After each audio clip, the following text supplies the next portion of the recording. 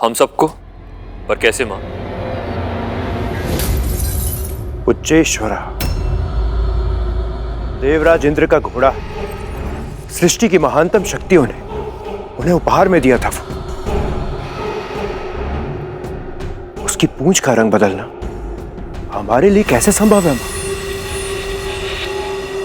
उच्चैश्रवा की पूंछ का एक एक बाल श्वेत है। यही चुनौती है ना?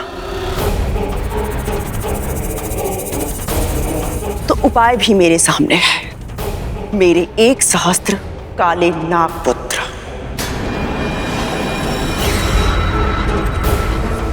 कल सुबह होने से पहले तुम सब जाकर उच्चैश्रवा की पूंछ से लिपट जाना। दूर से देखने पर किसी को भी भ्रम हो जाएगा कि उसकी पूंछ काले रंग की है।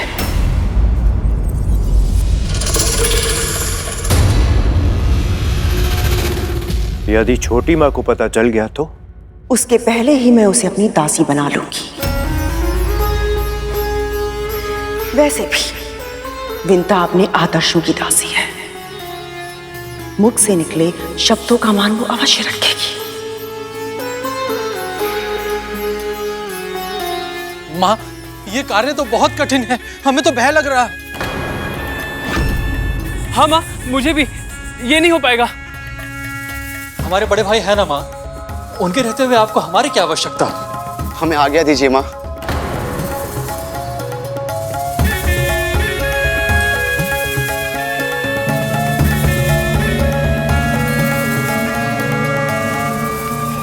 मेरे आदेश की अवहेलना करने का दुस्साहस कैसे किया तुम सबने?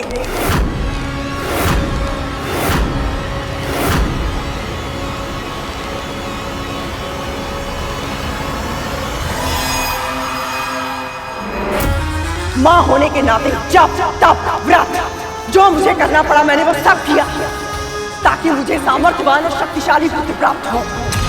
कितनी कठिनाइयों का अनुभव किया है मैंने, कितने कष्ट सहे हैं मैंने, और आज भी विंता को दासी मैं मेरे लिए नहीं बना रही हूं, तुम लोगों के लिए बना रही हूं, ताकि भविष्य में होने वाला उसका पुत्र तुम सबको कोई हानि ना पहुंचाए। और तुम लोग मेरी एक छोटी सी इच्छा पूरी नहीं करना चाहते?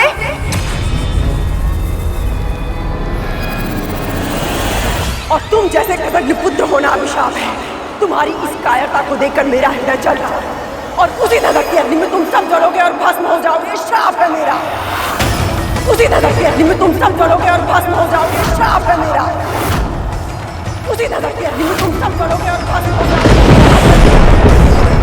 उसी नजर की अग्नि में तुम सब जलोगे और भस्म हो जाओगे। श्राप है मेरा। द्वापर युग में 5 पांडवों में से एक, विश्व के सर्वश्रेष्ठ धनुर्धर अर्जुन के पौत्र महाराज परीक्षित भारतवर्ष के सिंहासन को संभालेंगे, और उनके पुत्र चक्रवर्ती महाराज जन्मेजय सर्प यज्ञ करेंगे।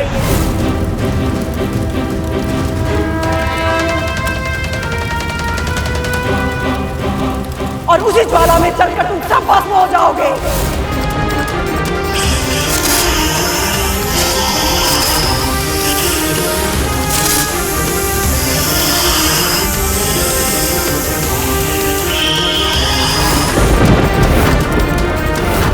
और उनके पुत्र चक्रवर्ती महाराज जन्मेजय सर्प यज्ञ करेंगे, और उसी ज्वाला में चलकर तुम सब भस्म हो जाओगे। तुम सब भस्म हो जाओगे। माँ, हम आपकी अवज्ञा करना नहीं चाहते हैं। हाँ माँ, हमसे बहुत बड़ी भूल हो गई माँ। हमें क्षमा कर दीजिए माँ।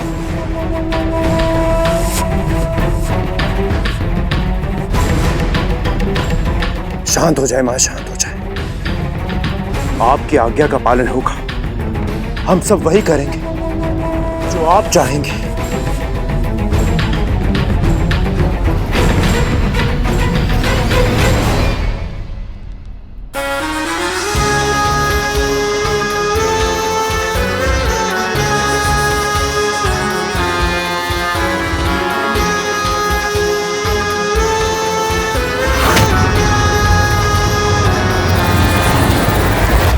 और वो तो माँ है, अपने ही पुत्रों को इतना भयंकर श्राप कैसे दे सकती है वो?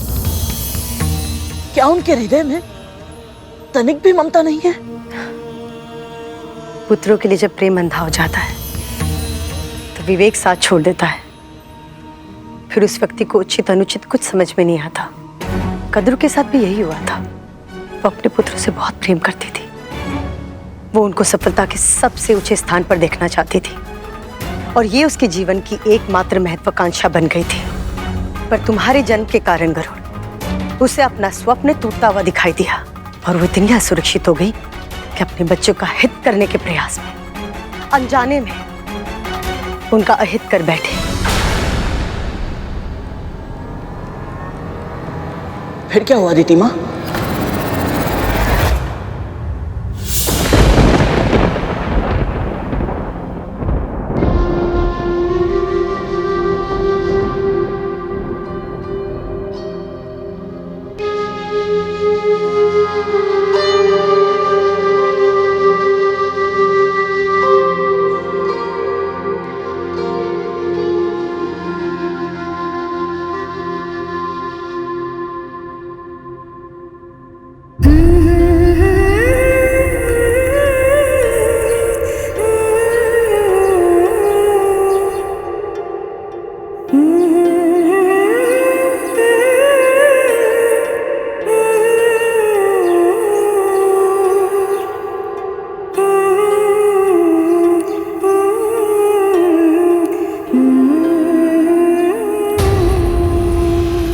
यहाँ क्या कर रही हो तुम?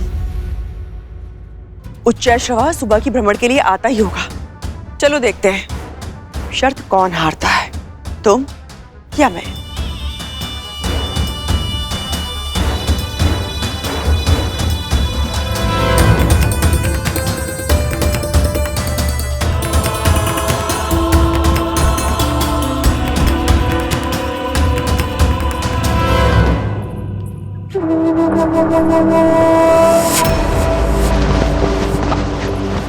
कैसी अभागी माँ है विंता।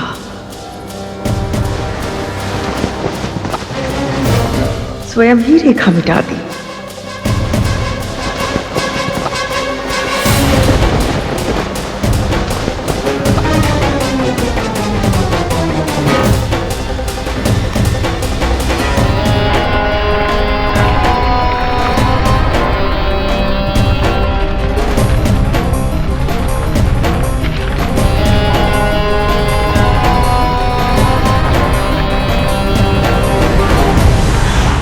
एक और दानव तुम पर आक्रमण करने के लिए आगे बढ़ रहे थे, वहां दूसरी ओर तुम पर आए संकट से अनजान तुम्हारी मां अपनी बहन के बिछाए हुए जाल में पूरी तरह से फंस रही थी।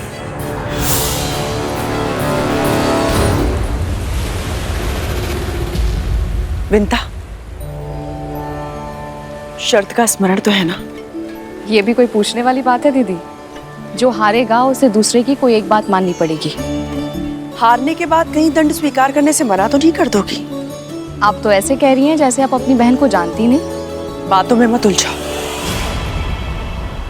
वचन दो।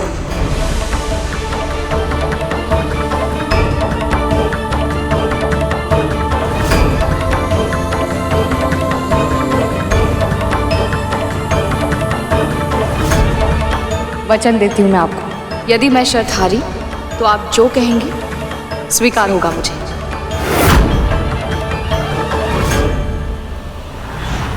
माँ को तनिक भी अंदेशा नहीं हुआ कि उन्हें धोखा दिया जा रहा है। बोलिए माँ, क्या हुआ था, मुझे बताइए। बोलिए दीदी माँ।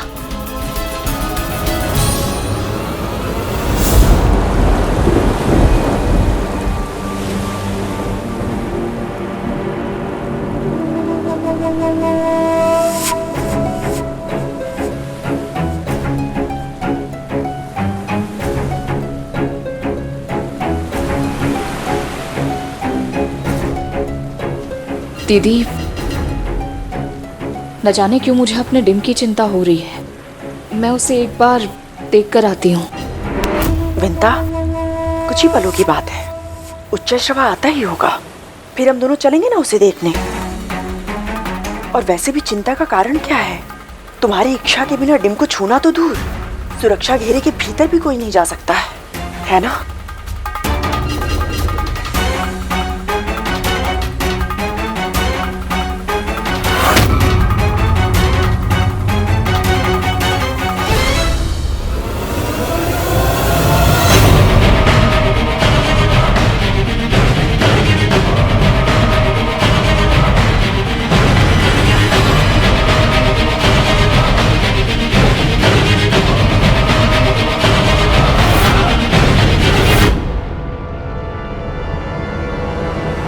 जब मृत्यु धीरे धीरे निकट आ रही हो तो कैसा लगता होगा तक्षक भैया?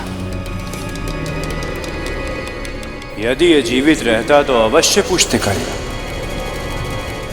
पर दुख की बात तो यह है कि उधर हमारी मां इसकी मां से शर्त जीत कर उनका जीवन अपनी मुट्ठी में कर लेंगे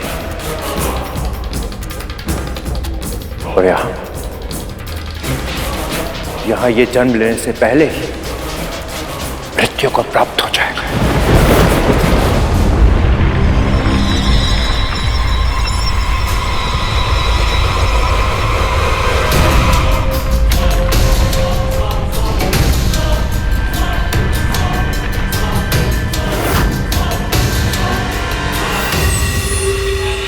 प्रतिशोध, भोजन, आनंद।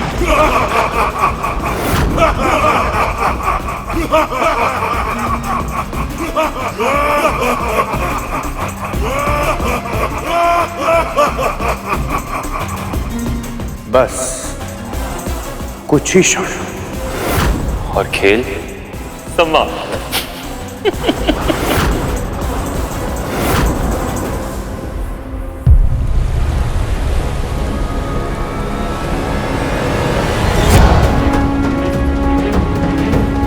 क्या हुआ? दीदी मेरा मन नहीं मान रहा है। मैं बस एक बार उसे देखा हूँ, मैं शीघ्र ही लौट आऊंगी। शर्त हारने की आशंका से भय लग रहा है और बहाना पुत्र का बना रही हो।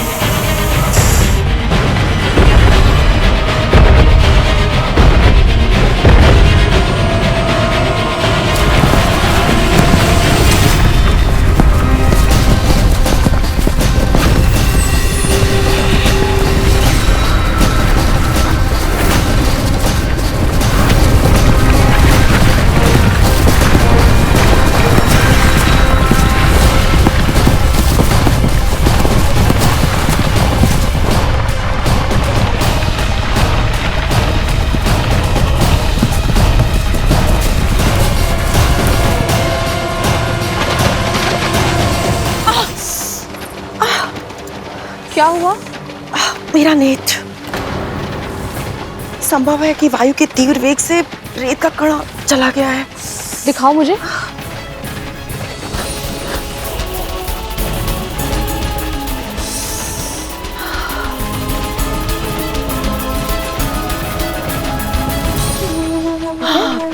अब ठीक लग रहा है। देखो कहीं घोड़ा चला ना जाए।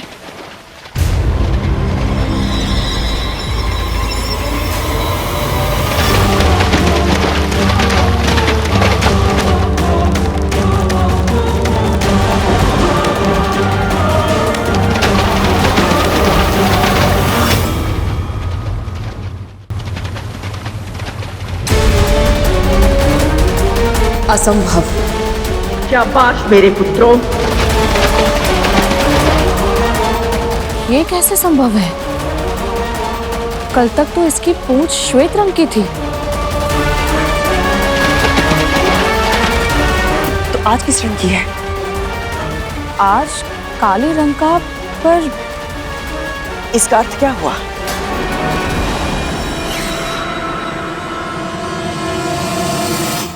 आप जीत गई, मैं हार गई।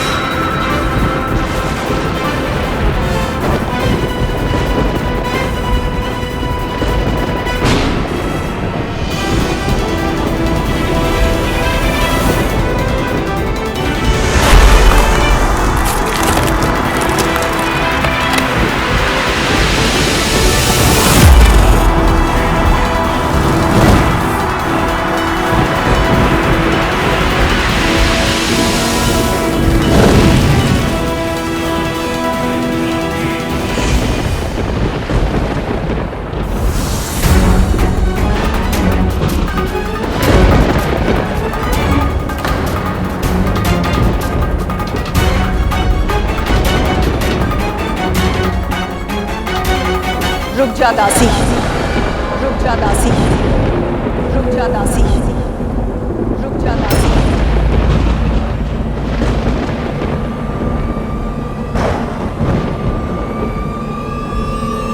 क्या पुकारा आपने?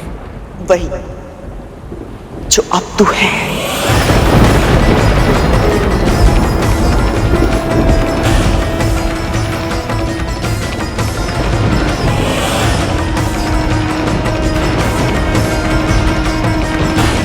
शर्त के अनुसार विजेता हारने वाले से कुछ भी मांग सकता है। तूने वचन दिया था मुझे, इसलिए अब तुझे मेरी दासी बनना पड़ेगा।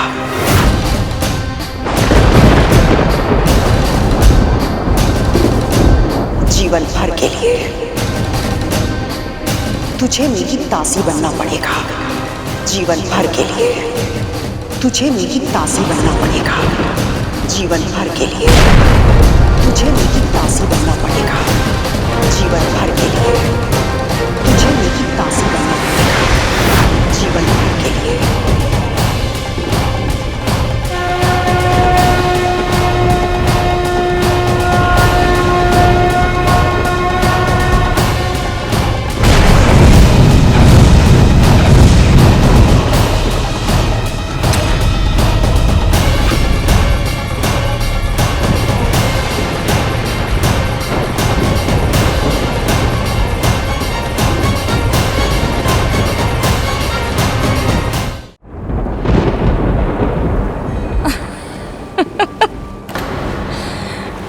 आपको विदूषक बनना पड़ा, इसलिए अब आप मेरे साथ परिहास कर रही हो।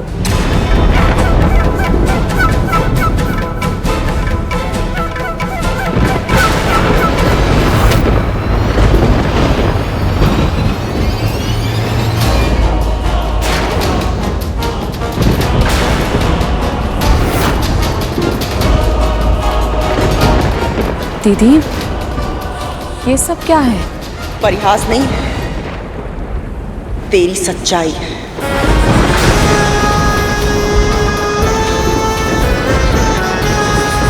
जब तक तू मन से, वचन से, कर्म से मेरी दास्ता स्वीकार नहीं करती, तब तक तू यहां से एक पग भी नहीं हिला सकती।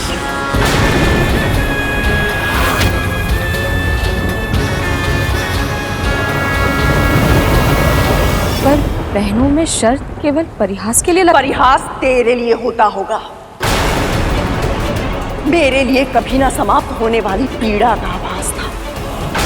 बार बार अपमान का विष पीने की पीड़ा, बार बार स्वयं से अधिक चतुर, अधिक आदर्शवादी बहन से कम रह जाने की पीड़ा। ऋषि मुनि, देवता, यहां तक कि हमारे स्वामी भी तुझे सम्मान देते थे। मुझे क्या मिला? उपेक्षा, तिरस्कार, द्वितीय श्रेणी का व्यवहार।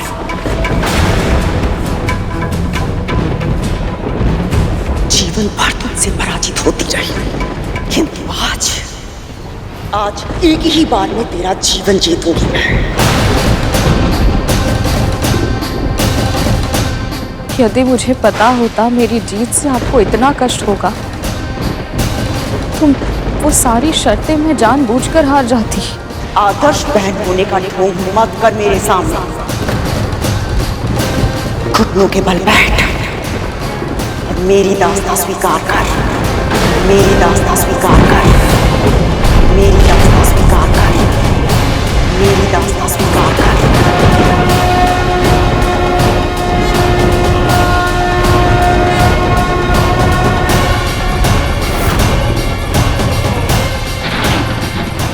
जिस प्रकार मैं अपनी विवशता का दास बन गया, उसी प्रकार आप भी अपनी बहन की दासी बनकर रहेंगी। ये श्राप है मेरा।